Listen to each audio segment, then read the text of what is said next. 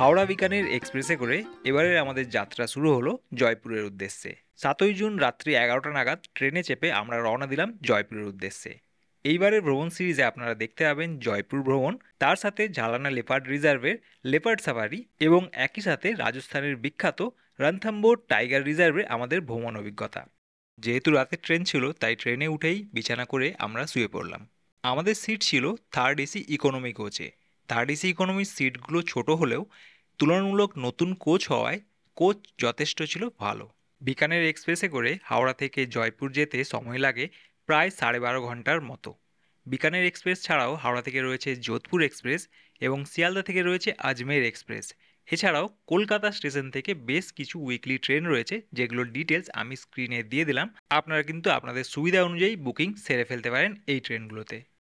নির্ধারিত সময়ের থেকে 1 ঘন্টা লেটে ট্রেন পৌঁছলো জয়পুর স্টেশনে। রাত্রি 1টা 10 বাজে তখন আমরা পৌঁছে গেলাম জয়পুর স্টেশনে। বিকানের এক্সপ্রেস, যোধপুর এক্সপ্রেস অথবা আজমের এক্সপ্রেসে করে আপনারা যদি যান তাহলে রাত্রি 11টা বা তারপরেই কিন্তু ট্রেন জয়পুরে পৌঁছায়। তাই ওই রাত্রের জন্য আগে থেকেই স্টেশনের কাছাকাছি হোটেল বুক করে রাখা কিন্তু অত্যন্ত প্রয়োজনীয়।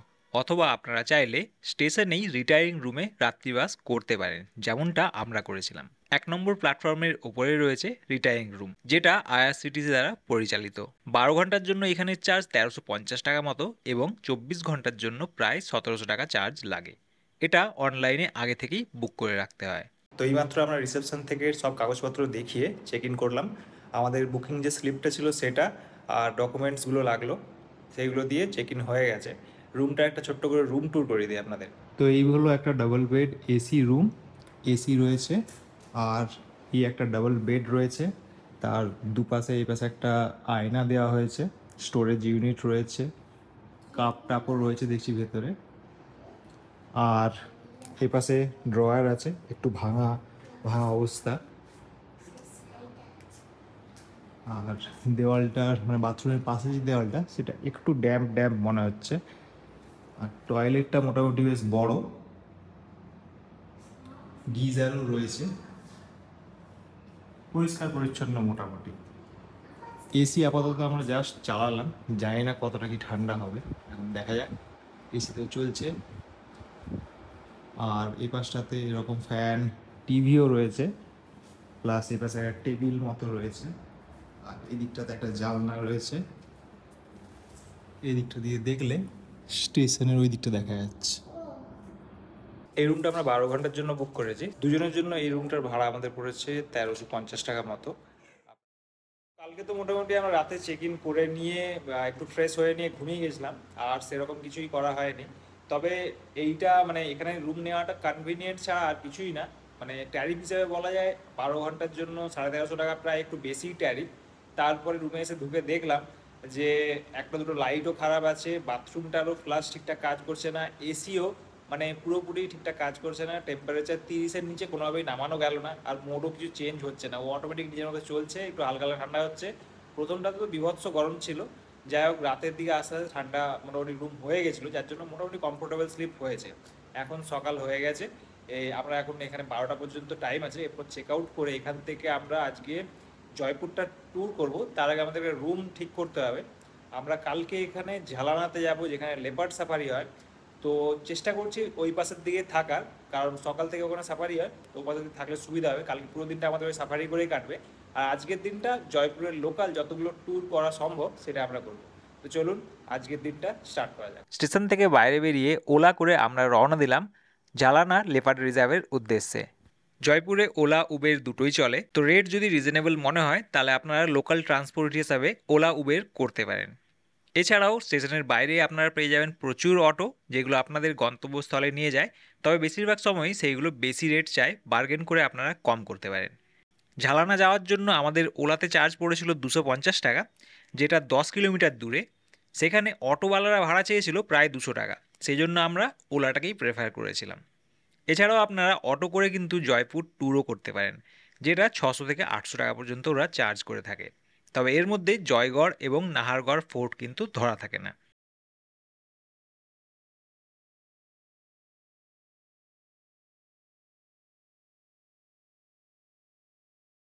তো এই হোটেলে আমরা স্টে করছি, হোটেল হিল ভিউ। আর এর ঠিক একদম গেটের বাইরে গেলেই এখানে হচ্ছে সাফারি যে শুরু হয়, সাফারি মেন গেট, সেটা একদম এর বাইরেটা। চলুন বাইরে গিয়ে দেখাচ্ছি। এই গেট দিয়ে বেরালাম, আর এই যে সাফারি এন্ট্রি মেন গেট, মানে একদম পাশেই বলা চলে। তবে হ্যাঁ, এই জায়গায় আশেপাশে কোনো হোটেল, রেস্টুরেন্ট, দোকান আশেপাশে এই জাতীয় কিছু নেই। আমাদের রুমের ভাড়া পড়লো 1200 টাকা করে। রুম টুরটা একবার করিয়ে দিই। তো এই হলো রুম, বেশ বড় সাইজের রুম। ডাবল বেড রয়েছে একটা, অনেকটাই বড় বেডটা। তবে হ্যাঁ বেড বেডটা একটু পুরনো, আর রুমটাও একটু পুরনো বলে মনে হচ্ছে। যাই হোক, মোটামুটি পরিষ্কার। একটা টিভি আছে, চলে কিনা যায় না। আর এর পাশে একটা জানলা রয়েছে, জানলা দিয়ে বাইরের ভিউ এইটা রয়েছে। এটা বাইরের কি এরিয়া বুঝতে পারছি না, যাই হোক। আর এই পাশে টয়লেট রয়েছে, আর উইন্ডো এসি রয়েছে। আর টয়লেটটা একবার দেখিয়ে দিই। টয়লেটটা একটু পুরনো, মোটামুটি পরিষ্কার বলা চলে। শাওয়ার, গিজার সবই রয়েছে। এদের আরেকটা টাইপের রুমও রয়েছে, যেটা আরেকটু ভালো কোয়ালিটির, অনেকটাই ভালো কোয়ালিটির বলা চলে, কিন্তু সেটার টাইপটা অনেকটাই বেশি, 3500 টাকা। তো আমরা সেই রুমটা না নিয়ে মোটামুটি এটা একটা সুটেবল রুম, স্ট্যান্ডার্ড রুম, এই রুমটা নিয়েছি। আরেকটা যে রুম রয়েছে সেটা ডিলাক্স রুম। তো ডিলাক্স রুমের প্রায় 3500 টাকা পড়বে, একটু বার্গেন করা হয়তো 3000-এর কাছাকাছি হতে পারে। আর এই রুমটা যদি আপনারা নেন 1200 টাকা পড়বে। এই হোটেলে অবশ্য একটা মিডিয়াম ক্যাটাগরির রুমও রয়েছে, যেটার ভাড়া হলো 2500 টাকা। আমরা যে সময় যাই সেই সময় রুম খালি না থাকায় আমাদেরকে দিতে পারেনি। পরে অবশ্য আমাদেরকে এই রুমটা দেখিয়েছিল এবং বলেছিল নেক্সট টাইম আসলে কিন্তু স্যার আপনারা এই রুমটা বুক করতে পারেন। হোটেলের স্টাফদের বিহেভিয়ার যথেষ্ট ভালো। খালি একটাই সমস্যা, এখানে খাবার দাবারের মধ্যে আপনারা ননভেজ খাবার তেমন পাবেন না। ননভেজ চাইলে কিন্তু আপনারা সুইগি থেকে অর্ডার করে খেতে পারেন। হোটেলের কন্ট্যাক্ট ডিটেলস ডেসক্রিপশানে দেওয়া থাকলেও আপনারা ওখানে গেলে আগে থেকে যোগাযোগ করে বুকিং করতে পারেন। হোটেলে লাগেজপত্র রেখে দিয়ে ফ্রেশ হয়ে আমরা বেরিয়ে পড়লাম জয়পুর ভ্রমণের উদ্দেশ্যে। ওলাতে যে গাড়ি আমরা বুক করে এসেছিলাম সেই গাড়িকেই আমরা ভাড়া করে নিয়ে সাইট সিনের জন্য বেরিয়ে পড়লাম। জয়গড় এবং নাহারগড় ফোর্ট বাদে বাকি সমস্ত লোকাল সাইট সিং করে দেওয়ার জন্য আমাদের কাছ থেকে চেয়েছিল 2500 টাকা, যদিও শেষ পর্যন্ত 2200 টাকাতে রফা হয়। জয়গড় এবং নাহারগড় নিয়ে মোট চেয়েছিল 3500 টাকা, সেটা হয়তো 3200 কিংবা 3000-এর মধ্যে করে নেওয়া পসিবল। যেহেতু প্রায় দুপুর 12টা সাড়ে 12টা বেজে গেছিলো, তাই আমরা জয়গড় নাহারগড়টা না করে বাকি সমস্ত সাইট সিং ভালো করে করবার ঠিক করলাম।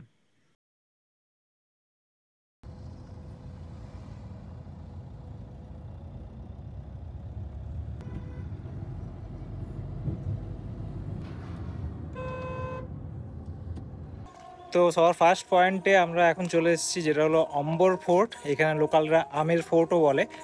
এই ফোর্টটা এখানকার ওয়ান অফ দ্য বেস্ট বলতে পারেন। তো চলুন এই ফোর্টটা আমরা ঘুরে দেখি, আপনাদেরকেও ঘুরে দেখায় আমাদের চোখ দিয়ে। চলুন ভেতরে এন্ট্রি করা যাক।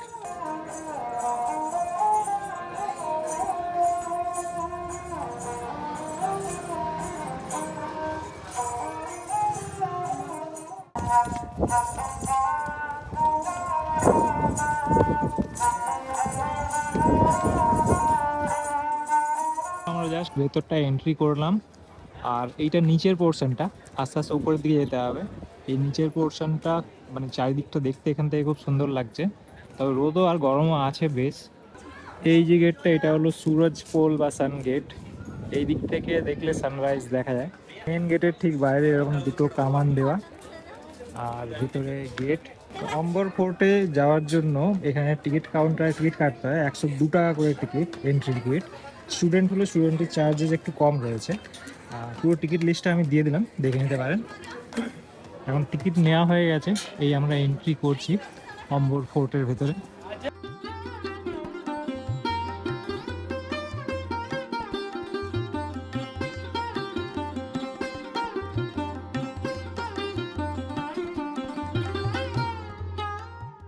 ফোর্টের উপরের থেকে এই ভিউটা চারিদিকে সুন্দর দেখতে পাওয়া যাচ্ছে।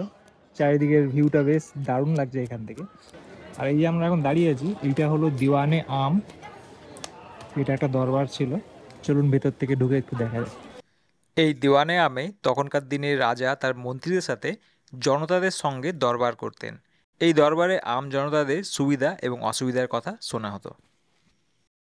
দিওয়ানে আমের ঠিক পাশেই এখানে রয়েছে 27 কাছারি, 27টা অফিস ছিল এই জায়গার মধ্যে। এই জায়গার ভেতরের স্ট্রাকচারটা দেখুন, খুব সুন্দর। এই জায়গার মধ্যে টোটাল 27টা পিলার রয়েছে, এবং এই পিলারগুলো এই জায়গাটাকে 27টা ভাগে ভাগ করেছে এবং এই 27টা ভাগের মধ্যে বিভিন্ন আলাদা দপ্তরের প্রতিনিধিরা এখানে বসতো। এই 27 কাছারির সামনে দিয়ে দেখলে আপনারা দেখতে পারবেন একটা ঝিল এবং একটা গার্ডেনের সুন্দর ভিউ রয়েছে। এই গার্ডেনটা কিন্তু তখনকার দিনে কেসের চাষ করার জন্য বানানো হয়েছিল। ঋত্বিক রোশনের যোধা আকবর সিনেমার জশ্নে বাহারা গানের যে গার্ডেনের সিনটা সেটা এই গার্ডেনেই শ্যুট করা হয়েছিল। দেওয়ানে আমের পাশেই আরেকটা বিশাল দরওয়াজা দেখতে পারবেন। এই দরজাটাকে বলা হয় গণেশ গেট বা গণেশ পোল। এই গেটের উপরে যে সুন্দর কারুকার্য এবং পেন্টিংগুলো দেখতে পারবেন, এই পেন্টিংগুলো কিন্তু ভেজিটেবল কালার দিয়ে তৈরি করা। গণেশ গেট দিয়ে ঢুকে আমরা মানে গণেশ পোল বা গণেশ গেট দিয়ে ঢুকে আমরা এখন চলে এসেছি দিওয়ানে খাসের এখানে। এটা হলো দিওয়ানে খাস, এই যে পিছনে আমার। আর অম্বর প্যালেসের one of the main attraction হলো এই দিওয়ানে খাসটাই, কারণ এই জায়গাটাকে আরেকটা নামও বলা হয়, এটা হলো শীষ মহল। এই চারিদিকে দেওয়ালের যে কারুকার্যগুলো করা সেইগুলো পুরো কাঁচের কারুকার্য করা, এর মধ্যে লাইট রিফ্লেক্ট করে বেশ দারুণ সুন্দর দেখতে লাগছে কিন্তু।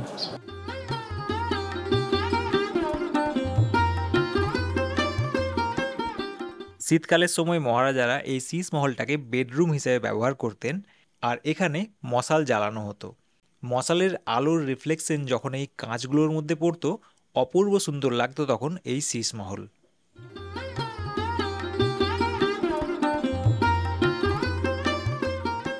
এই যে জায়গা দেখছেন, এই জায়গার মধ্যে দিয়ে 1.5 কিলোমিটার লম্বা একটা টানেল রয়েছে, যে টানেলটা আম্বর ফোর্ট এবং জয়গড় ফোর্টকে কানেক্ট করে।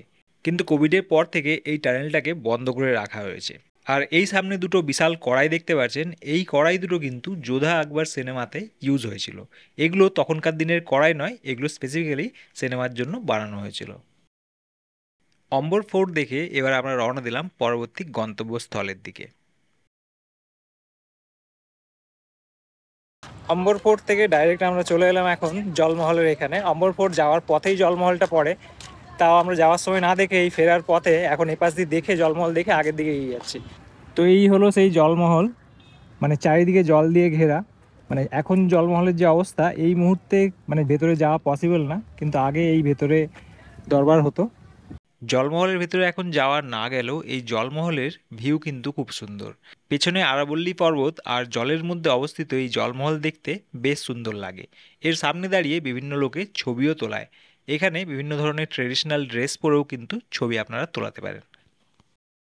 জলমহল দেখে রাস্তার পাশে একটা হোটেল থেকে লাঞ্চ সেরে আমরা রওনা দিলাম পিঙ্ক সিটির উদ্দেশ্যে। আপনারা হয়তো জানেন যে জয়পুরকে পিঙ্ক সিটি বলা হয়, কিন্তু পুরো জয়পুরকে পিঙ্ক সিটি বলা হয় না। জয়পুরের কিছুটা এরিয়া যেখানে সমস্ত বাড়িঘর পিঙ্ক কালারের, সেই জায়গাটুকুকেই পিঙ্ক সিটি বলা হয়। আর সেই পিঙ্ক সিটির মধ্যেই রয়েছে বিখ্যাত হাওয়া মহল। তো জলমহল থেকে আমরা সরাসরি চলে এসেছি এখন হাওয়া মহলের এখানে। এইটা হলো জয়পুরের পিঙ্ক সিটি, মানে এই এরিয়াতে ম্যাক্সিমাম বাড়িঘর ধরে পিঙ্ক কালারের করা, তাই জন্য এই জায়গাটার নাম পিঙ্ক সিটিও বলা হয়। আর এই পিঙ্ক সিটির মধ্যে এইটা হলো হাওয়া মহল, যেটা এখানকার মেন টুরিস্ট অ্যাট্রাকশন। এই যে আমরা হাওয়া মহলের সামনে একদম সামনে চলে এসেছি। এই হাওয়া মহল, এখান থেকে দাঁড়িয়েও আপনারা ফটো তুলতে পারেন, কিন্তু একটা বেস্ট উপায় বলবো এই হাওয়া মহলের বেস্ট ফটো বেস্ট ভিউ পাওয়ার জন্য, এই যে হাওয়া মহল দেখতে পাচ্ছেন এর ঠিক উল্টো দিকটাতে আপনারা যেতে হবে। ওই দেখুন উপরে কিছু লোক আছে, ওটা একটা ক্যাফে। দেখুন ওই ক্যাফে থেকে আপনারা কিন্তু এই এর ভিউটা সুন্দর পাবেন। তো যদি একটা ভালো ফটো তুলতে চান, ভিউ নিতে চান, রিলস বানাতে চান, তাহলে কিন্তু এই ক্যাফেতে আপনাদেরকে যেতে হবে। তাহলে এই ভিউয়ের সাথে আপনারা কিন্তু সুন্দর রিলস ভিডিও এগুলো কিন্তু বানাতে পারবেন। জয়পুর থেকে ফেরার দিন আমরা এই ক্যাফেতে গেছিলাম এবং সেখানে বসে খাওয়া দাওয়াও করেছিলাম, সঙ্গে ফটো ভিডিওও তুলেছিলাম। তো কীভাবে যাবেন এই ক্যাফেতে, কত কী চার্জেস, সেই সমস্ত ডিটেলস এই সিরিজের লাস্ট পর্বে থাকবে, সেই ভিডিও থেকে আপনারা দেখে নিতে পারেন। হাওয়া মহল দেখে এবারে আমরা চলে এসেছি যন্তর মন্তরের কাছে। হাওয়া মহল, যন্তর মন্তর আর সিটি প্যালেস এই তিনটা একদম কাছাকাছি, তাই হাওয়া মহল থেকে পরেই আমরা চলে এসেছি যন্তর মন্তরে। এখানে 52 টাকা করে টিকিট নিল। ভেতরে ঢুকি, দেখা যাক। তো ঢুকে গেলাম যন্তর মন্তরের এখানে। বিরাট এরিয়া, ঘুরে ঘুরে একটু একটু করে দেখতে হবে। তবে গরমটা মারাত্মক গরম রয়েছে, ঘাম হচ্ছে না কিন্তু গরম তো লাগছেই। যাই ঘুরে ঘুরে দেখি। এই যন্তর মন্তর হলো অ্যাস্ট্রোনমিক্যাল অবজারভেটরি। এখানে বিভিন্ন ধরনের অ্যাস্ট্রোনমিক্যাল যন্ত্রপাতি রয়েছে। আগেকার দিনে ঘড়ি ছিল না, তাই সময় দেখার জন্য এখানে কিন্তু রয়েছে সানক্লক।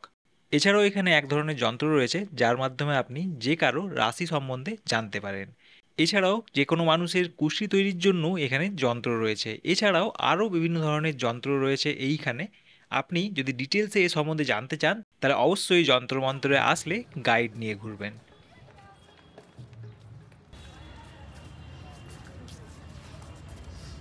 যন্তর মন্ত্রের ঠিক উল্টো দিকেই রয়েছে সিটি প্যালেস। এই যে এখানে যন্তর মন্ত্রের টিকিট কাউন্টার, আর এই দিকটাতে হচ্ছে সিটি প্যালেস। সিটি প্যালেস আমরা টিকিট কেটে নিয়েছি, এখন এটা দিয়ে এন্ট্রি করব। সিটি প্যালেসের এন্ট্রি ফিজ হলো 300 টাকা, যেটা অন্যান্য মনুমেন্টের তুলনায় অনেকটাই বেশি। তবে এখানে বেশ কিছু সংগ্রহশালা রয়েছে যেগুলো আপনারা ভিতরে ঘুরে দেখতে পারেন।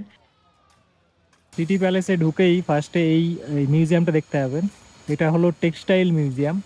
ভেতরে কিন্তু কোনো রকমের ফটোগ্রাফি অ্যালাউড নেই, তাই ভেতরের দৃশ্য কি রয়েছে সেগুলো দেখাতে পারলাম না। সোয়াই জয় সিং, সোয়াই মান সিং এদের ব্যবহৃত যে সমস্ত কাপড় সেগুলোকে এখনও সংরক্ষিত করে এখানে রাখা হয়েছে। এই যে সিটি প্যালেসটাতে আমরা প্রথমে ভেবেছিলাম যে কোনো প্যালেস ট্যালেস রয়েছে হয়তো এখানে, কিন্তু এটা ঢুকে যেটা বুঝতে পারলাম এখানে বিশেষত বেশ কয়েকটা মিউজিয়াম রয়েছে। সেই মিউজিয়ামগুলোরই প্রত্যেকটাতে ঘুরে দেখতে পাবেন আপনারা। আর সেটার জন্যই এটার চার্জটা একটু বেশি, কারণ মিউজিয়ামগুলোর মেনটেনেন্স প্রত্যেকটা আলাদা মেনটেনেন্স রয়েছে। সেই জন্য এখানকার চার্জটা দেখলাম অন্যান্য যে জায়গাগুলো তার তুলনায় বেশি। এই সিটি প্যালেস মহারাজা সোয়াই জয় সিং তৈরি করেছিলেন এবং এই সিটি প্যালেসের মধ্যে এখনও কিন্তু এই রয়্যাল ফ্যামিলির রেসিডেন্স অবস্থিত রয়েছে। এই যে জায়গাটা দেখছেন এইটা হলো সিটি প্যালেসের দিওয়ানে খাস। এই দিওয়ানে খাসে গেলে আপনারা এখনও দেখতে পাবেন দুনিয়ার সবচেয়ে বড় রূপোর পাত্র। এটা মহারাজা জল খাওয়ার জন্য ব্যবহার করতেন এবং এতে প্রায় 400 গ্যালন পর্যন্ত জল নাকি ধরে। এছাড়াও এখানে আগেকার দিনে ব্যবহৃত বেশ কিছু অস্ত্রশস্ত্র কিন্তু এখনও সাজিয়ে রাখা হয়েছে। এছাড়াও সিটি প্যালেসের মধ্যে রাখা রয়েছে বর্তমান রাজা এবং বর্তমান রাজ সদস্যদের ফটো। এছাড়াও পূর্বের যে সমস্ত রাজা রানীরা ছিলেন তাদেরও ফটো আপনারা গেলে দেখতে পারবেন। এছাড়াও আগেকার দিনের রাজা রানীদের ব্যবহৃত বিভিন্ন জিনিসপত্র এখানে কিন্তু সংরক্ষণ করে রাখা হয়েছে, সেই সমস্ত জিনিসও আপনারা গেলে দেখতে পারবেন। সবশেষে সিটি প্যালেস থেকে বেরোনোর আগে এখানে একটা পুতুল নাচ আমরা দেখে নিলাম। এই পুতুল নাচ দেখানোর জন্য কোনো রকম ফিক্সড চার্জেস নেই, আপনারা খুশি মনে যা দেবেন তাতেই খুশি হয় ওরা। मशहूर डांसर अनारकली, ये अनारकली का नमस्कार। चम चम के चूंदड़ी रे बिन जा रहा रे, चम चम चम के चूंदड़ी रे बिन जा रहा रे, हो बिन जा रहा रे, मारा बादिलारो मारा साही नारो, रंग दे रुमाल रे बिन जा रहा रे, ओ मारी तो रंग दे चूंदड़ी रे बिन जा रहा रे, मारी तो रंग दे चूंदड़ी रे बिन जा रहा रे, चल्ला चल्ला रे डल्लेवर गाड़ी होले होले, धीरे धीरे अंजन की सीटी में मारो मन डोले, अंजन की सीटी में मारो मन डोले, चल्ला चल्ला रे हो जयपुर स्टेशन, ओहो जयपुर स्टेशन गाड़ी चाली, जयपुर स्टेशन गाड़ी चाली, मैं बैठी दी सीधी, अशो जोर को धक्को लगो जाई पड़ी मैं उंदी, अशो जोर को धक्को लगो जाई पड़ी मैं उंदी, चल्ला चल्ला रे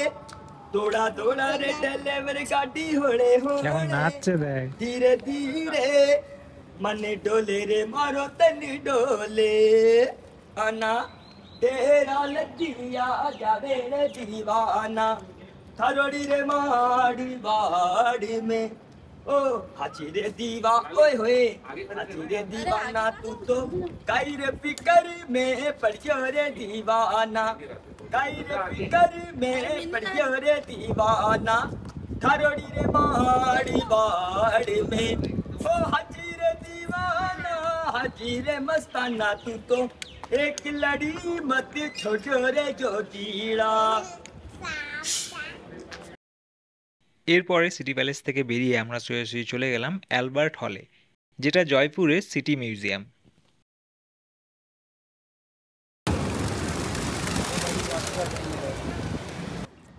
এখন আমরা চলে এসেছি অ্যালবার্ট হল মিউজিয়ামের এখানটা। এই মিউজিয়ামটার স্ট্রাকচারটা বেশ সুন্দর, আর এখানেও এন্ট্রি টিকিট লাগলো 52 টাকা করে। আর এই মিউজিয়ামে একটু ভালো করে লক্ষ্য করলে দেখতে পাবেন প্রচুর পায়রা। এই মিউজিয়ামের মধ্যেও পায়রা বসে আছে, মিউজিয়ামের আশেপাশেও দেখলাম লোকজন পায়রায় খাবার দিচ্ছে, যার জন্য প্রচুর পায়রা এখানে আশেপাশে ঘুরে বেড়াচ্ছে। এই অ্যালবার্ট হল কিছুটা আমাদের কলকাতার মিউজিয়াম বা কলকাতার জাদুঘরের মতো। এখানেও পুরোনো দিনের বিভিন্ন সব জিনিসপত্র রাখা রয়েছে যেগুলো জয়পুরের ইতিহাসের সঙ্গে জড়িত। এছাড়াও আরও বেশ কিছু ঐতিহাসিক জিনিসপত্র রাখা রয়েছে। আপনারা যদি মিউজিয়াম ঘুরতে পছন্দ করেন তাহলে অ্যালবার্ট হল ঘুরে দেখতে পারেন। Good morning everyone. আজকে ডে 3 আমাদের জয়পুর ট্যুরের। কালকে আমরা ঝালনাতে পুরো দিনটাই লেপার্ড সাফারি করেছি, তো কালকে আর কোনো ট্যুর করিনি। ফার্স্ট দিন যে জয়পুর ট্যুর করেছিলাম তার মধ্যে দুটো ফোর্ট আমাদের বাকি রয়ে গেছিলো, জয়গড় আর নাহারগড়। দুটোই একটু উপরে উঠতে হয় পাহাড়ের দিকে, তো সেই দুটো ফোর্ট আমরা আজকে ঘুরে নেব। ঘুরে তারপর এখান থেকে আমরা আবার দুপুরে ট্রেনে করে বেরিয়ে যাবো রণথম্বরের উদ্দেশ্যে। অ্যাকচুয়ালি রণথম্বর যেতে গেলে সওয়াই মাধোপুর যেতে হয়, তো এখান থেকে ট্রেন বুক করা আছে, ট্রেনে করে ডাইরেক্ট সওয়াই মাধোপুর চলে যাবো দুপুরবেলা। তো চলুন আপাতত জয়গড় আর নাহারগড়টা ঘুরে আসি। আমরা একটা ওলা অটো ভাড়া করে রওনা দিলাম জয়গড় ফোর্টের উদ্দেশ্যে। জয়গড় ফোর্টটা পাহাড়ের উপর অবস্থিত, আর আপনি যদি বাইরে থেকে অটো ভাড়া করেন আগে থেকেই কথা বলে নেবেন সেটা আপনাকে একদম জয়গড় ফোর্ট পর্যন্ত নিয়ে যাবে কিনা। আমরা যে ওলা অটো ভাড়া করেছিলাম সে আসার পরে আমাদেরকে বলল সে একদম উপর পর্যন্ত যাবে না, যদিও ফেয়ার কিন্তু অতটা পর্যন্তই নিয়েছিল। জয়গড় ফোর্টের বেশ কিছুটা আগে আমাদেরকে নামিয়ে দিয়েছিল এবং সেখান থেকে আমাদেরকে বাধ্য হয়ে অন্য একটা অটো ভাড়া করে যেতে হয়েছিল। তাই আপনারা যদি জয়গড় ফোর্ট এবং নাহারগড় ফোর্ট যান, আমি বলবো আগে থেকেই একদম ফিক্সড করে জয়গড় এবং নাহারগড় ঘোরার জন্য অটো করে নেবেন। তো আমরা ওলাতে করে যে অটোতে এসেছিলাম সে আমাদের এই পর্যন্ত ছেড়ে দিল। এখান থেকে 3টে রাস্তা চলে যাচ্ছে, এদিকে আম্বার ফোর্টের দিকে যাচ্ছে, আর এই দিকে গেলে জয়গড় নাহারগড় যাচ্ছে। তো এইখান থেকে আলাদা অটো করে যেতে হবে। আপনারা যদি কারে করে যান সেক্ষেত্রে কার বলে যাবে, কিন্তু অটোতে এলে অটো এই পর্যন্তই আসবে। আর অটোতে এখান থেকে অটো পাওয়া যাচ্ছে, এই অটো করে আমরা এখন উপরে যাব। তো এই যে অটো আমরা আলাদা করে ভাড়া করে এসেছিলাম, এই অটো আবার আমাদের কাছ থেকে এক্সট্রা 800 টাকা নিয়েছিল শুধুমাত্র জয়গড় ফোর্ট এবং নাহারগড় ফোর্ট ঘোরানোর জন্য এবং ফিরিয়ে একদম জলমহলের কাছে নিয়ে যাওয়ার জন্য। তো 8:45 বাজে আমরা এখানে পৌঁছে গেছি জয়গড় ফোর্টের এখানে। যদিও ফোর্ট এখানে 9টা থেকে খোলে, তাই 9টার সময় টিকিট কাউন্টার খুলবে, তারপর আমরা উপরে যেতে পারবো। এখন বাইরেটা ওয়েট করছি। আর নাহারগড় ফোর্টের টাইমিং যেটা অনলাইনে দেখেছিলাম 10টায়। নাহারগড় যেতে গেলে 10টার সময় যাবে, আর জয়গড় যেতে গেলে 9টার সময়। এই জয়গড় ফোর্টে আসতে গিয়ে এখানে প্রচুর ময়ূর দেখলাম। এখানে প্রচুর ময়ূর রয়েছে, এই যে এটা যেমন ময়ূর, আর এর সাথে ময়ূরীও রয়েছে, খুব সুন্দর সুন্দর। মানে আসলে এখানে আর কিছু পান না পান ময়ূর দেখতে পাবেন। জয়গড় ফোর্টের এখানে টিকিটের রেটগুলো এখানে দেওয়া রয়েছে। অ্যাডাল্টদের জন্য 150 টাকা, 5 থেকে 12 বছর পর্যন্ত বাচ্চাদের 75 টাকা, আর স্টুডেন্টদের জন্য 75 টাকা। তো টিকিট কেটে আমরা এখন ভেতরে প্রবেশ করেছি। 150 টাকা করে টিকিট, দুজনে 300 টাকা নিত। আরেকটা জিনিস, আপনাদের গাড়ি পার্কিং যদি করেন সেখানে 50 টাকা নেবেন, মানে বাইরেও যদি পার্কিং করে তার জন্য 50 টাকা নেবে। আমরা অটোতে করে এসেছিলাম, সেই অটোর চার্জও আমাদের থেকেই নিয়ে নিত, এই কথাটা কিন্তু মাথায় রাখতে হবে। যাই হোক, ভেতরে এন্ট্রি করে নিয়েছি, এই হলো ভেতরটা। আর এইখানে একটা উট দাঁড়িয়ে আছে এখন। তো ভেতরে ঢুকে আমরা এখন যাচ্ছি এই জায়ওয়ান তোপের দিকে। এই যে কামানটা, এটা এখানে সব থেকে বড় কামান, তো এখন সেটার দিকে যাচ্ছি। এটা একটা মেইন অ্যাট্রাকশন জয়গড় ফোর্টের।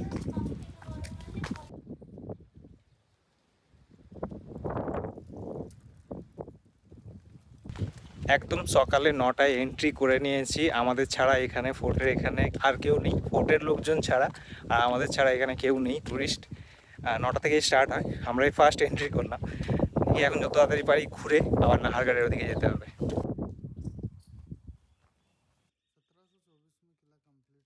তো যে কামানটা আমরা এখন দেখতে যাচ্ছি, যেটা সবচেয়ে বড় কামান, জায়ওয়ান কামান, সেই কামানটা যে মহারাজা ছিলেন সওয়াই জয় সিং, তার নামে নামকরণ করা হয়েছে। আর তার সময় এই যে ফোর্টটা সেটা কমপ্লিট হয় সওয়াই জয় সিংয়ের আমলে, তার নামেই জয়পুর সিটিটারও নামকরণ।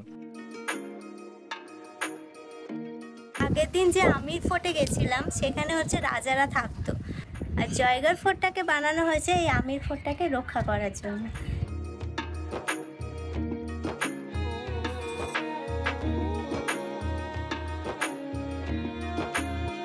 এখন আমরা চলে এসেছি জয়বান তোপের এখানে। এটা হলো পৃথিবীর সবথেকে বড় কামান, আর এই কামানের নামকরণ করা হয়েছে সওয়াই জয় সিংয়ের নাম অনুযায়ী।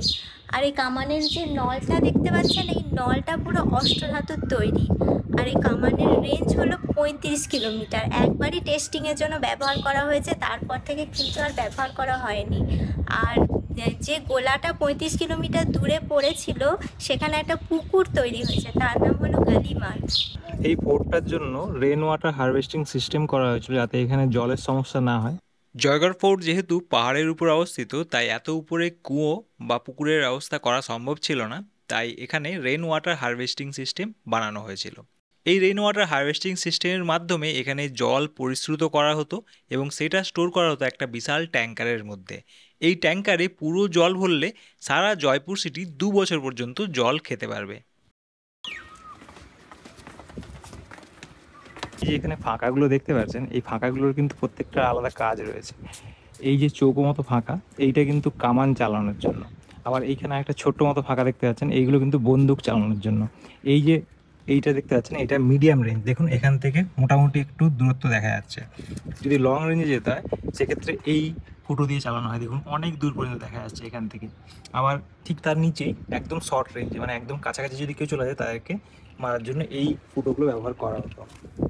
এই যে বাউন্ডারি ওয়াল বরাবর দেখতে পাচ্ছেন পুরো সব ফাঁকা জায়গায় রাখা আছে, এগুলো সবগুলোই বন্দুক চালানোর জন্য। যখন শত্রুরা আক্রমণ করে তখন এই ফাঁকার মধ্যে দিয়ে বন্দুকে করে গুলি চালানো হতো। কিন্তু যে রেন ওয়াটার হারভেস্টিংয়ের কথাটা দেখিয়েছিলাম, জলটা ওইখান দিয়ে এসে দেখুন এইখান দিয়ে ক্যানাল মতো করা আছে। এই ক্যানাল দিয়ে হয়ে হয়ে এই যে দেখুন এই সামনের মতো বড় চাতাল মতো মনে হচ্ছে, অ্যাকচুয়ালি ওইখানটাই হচ্ছে পুরো ট্যাঙ্কটা।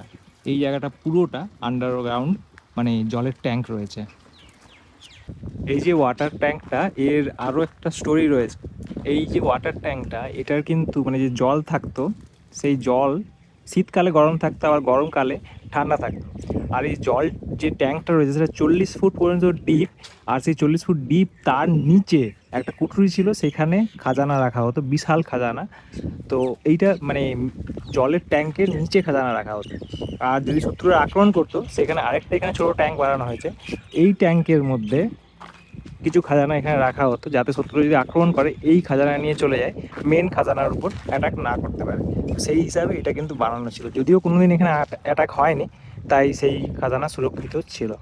তো জয়গড় ফোর্ট আমাদের ঘোরা কমপ্লিট হয়ে গেল। এখানে বেশি দেখার মতো সেরকম কিছু নেই। মেন যে ওই জাইবান কামানটা সেটাই মেন দেখার। আর তাছাড়া এখানকার যে ওয়াটার রেন হারভেস্টিং সিস্টেম যেটা ছিল সেটা দেখার মতো একটু রয়েছে। তাছাড়া সেরকম কিছু দেখার নেই। তবে হ্যাঁ, যদি হিস্ট্রি জানতে চান, ভালো করে ঘুরে দেখতে চান, তাহলে গাইড নিতে পারেন। 1 থেকে 4 জনের জন্য গাইডের 400 টাকা ফেয়ার নেয়। আমরা যেহেতু অফ সিজনে এসেছি তাই আমাদের থেকে খুবই অল্প টাকা, 100 টাকা নিয়েছে। অন্যান্য সময় আসলে মেবি বেশি টাকা নিতে পারে। চলুন এখন নাহারগড় যাব। এখান থেকে বাইরে অটো ওয়েট করছে। এখান থেকে নাহারগড় অ্যারাউন্ড 5 কিলোমিটার মতো ডিস্টেন্স।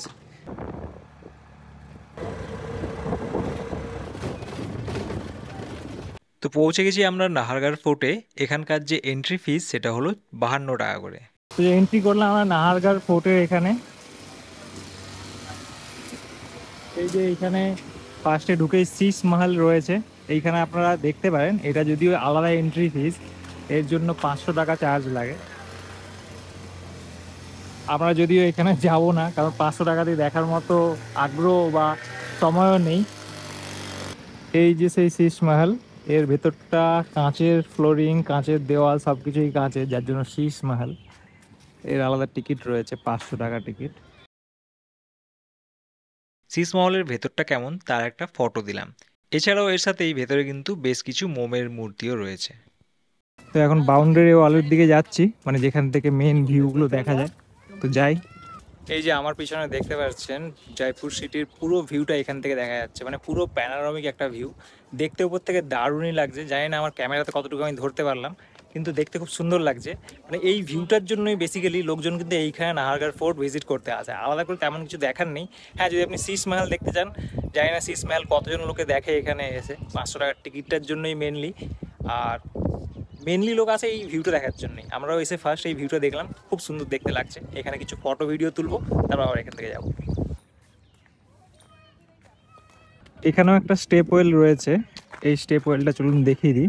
আর অ্যাকচুয়ালি আরেকটা স্টেপ ওয়েল রয়েছে যেটা হচ্ছে আম্বর ফোর্টের ওখানে, যেটা আরও দেখতে সুন্দর। ওইটা আমরা ভিজিট করতে ভুলে গেছি। আমি একটা ছবি দিয়ে দেবো, সেটা দেখলে আপনারা একটা আইডিয়া পাবেন। আম্বর ফোর্টে গেলে ওই স্টেপ ওয়েলটা দেখতে ভুলবেন না। আর এখানের যে স্টেপ ওয়েলটা সেটা দেখুন। এখানে বর্ষার জল এখানে সংরক্ষিত করে রাখা হয়। আগেকার দিনে ব্যবহার করার জন্য জল এখানে সংরক্ষণ করা হতো। এই স্টেপগুলো দিয়ে নিচে নামা যেত, আর জল এই উপর পর্যন্ত সম্ভবত চলে আসতো। এই দিকটা চলে যাচ্ছে সোজা সানসেট পয়েন্ট। সানসেটের সময় এই জায়গাটা থেকে দেখলে ভালো লাগবে। আমরা এখন যাব এই উপরের দিকটাতে, এইটার ঠিক উপরের দিকে সম্ভবত ওঠা যায়, দেখি কোন দিক দিয়ে ওঠার রাস্তা আছে নাকি। শ্রী মাধবেন্দ্র ভবন এই জায়গাটার নাম।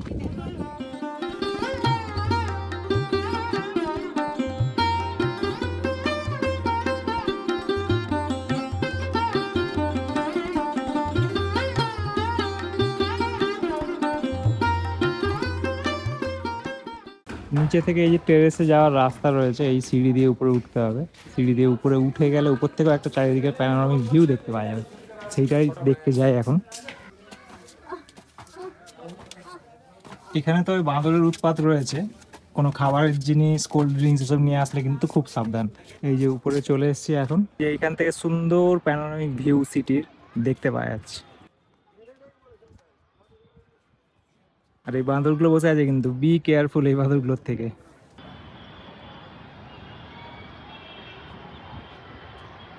ছাদের প্রত্যেকটা আলাদা আলাদা জায়গা থেকে মানে আলাদা আলাদা টাইপের ভিউ দেখা যাচ্ছে, আর প্রত্যেকটা ভিউই কিন্তু দেখতে ভালো লাগছে। তো মানে নিচে সামনে যে ভিউটা রয়েছে সেই ভিউটা দেখে আপনারা ফিরে যাবেন না, এই মাধবেন্দ্র ভবন পর্যন্ত আসবেন, এই উপর থেকে চারিদিকে প্যানোরামিক ভিউটা দেখতে পাবেন আপনারা, মানে চারিদিক থেকে চারিদিকে আলাদা আলাদা ভিউ দেখা যাচ্ছে। নাহারগড় ভ্রমণ দিয়ে আমরা আমাদের জয়পুর ভ্রমণ শেষ করলাম। আশা করি জয়পুর ভ্রমণের অভিজ্ঞতা আপনাদের কাছে ভালোভাবে তুলে ধরতে পেরেছি। আগামী পর্বে আপনাদের জন্য থাকবে ভারতবর্ষের একমাত্র লেপার্ড রিজার্ভ ঝালানা লেপার্ড রিজার্ভের মধ্যে জিপ সাফারির অভিজ্ঞতা। যদি আজকের ভিডিওটা ভালো লেগে থাকে তো লাইক করতে ভুলবেন না এবং ভিডিওটা শেয়ার করবেন আপনাদের ফ্যামিলি এবং ফ্রেন্ডসদের সাথে। দেখা হচ্ছে বন্ধুরা আগামী ভিডিওতে। আপনারা সবাই ভালো থাকবেন, হাসি খুশি থাকবেন এবং আপনার দিনটি খুব ভালো কাটুক।